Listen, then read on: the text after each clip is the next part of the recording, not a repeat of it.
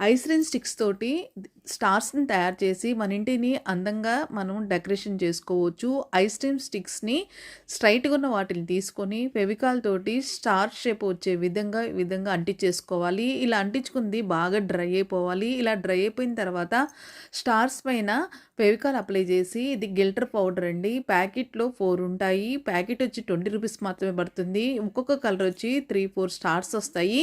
ఇలాగూ మనకు ఎన్ని నచ్చితే అన్ని స్టార్స్‌ని మనం తయారు చేసుకోవచ్చు. నాకు దగ్గర ఉన్నటువంటి గిల్టర్ పౌడరు ఎన్ని రకాలుంటే అన్ని రకాల స్టార్స్‌ని తయారు చేస్తున్నాను. ఈ స్టార్స్ బ్యాక్ సైడ్ కూడా ఇదే కలర్ వచ్చేలాగా కూడా చేసేసుకోవచ్చు. ఇలా తయారు చేసిన తర్వాత దీనిపైన ఉన్నటువంటి గిల్టర్ పౌడర్‌ని తీసేసి దీనికి బ్యాక్ సైడు డబుల్ సైడ్ ప్లాస్టర్‌తో అంటించుకోవచ్చు. లేదంటే థ్రెడ్ పెట్టి ఈ విధంగా హ్యాంగింగ్ చేసేసుకోవచ్చు. ఈ విధంగా క్రిస్మస్‌కి ఐస్ క్రీమ్ స్టిక్స్ తోటి మనమే స్టార్స్‌ని తయారు చేసి ఇంటిని చాలా అందంగా డెకరేషన్ చేసుకోవచ్చు.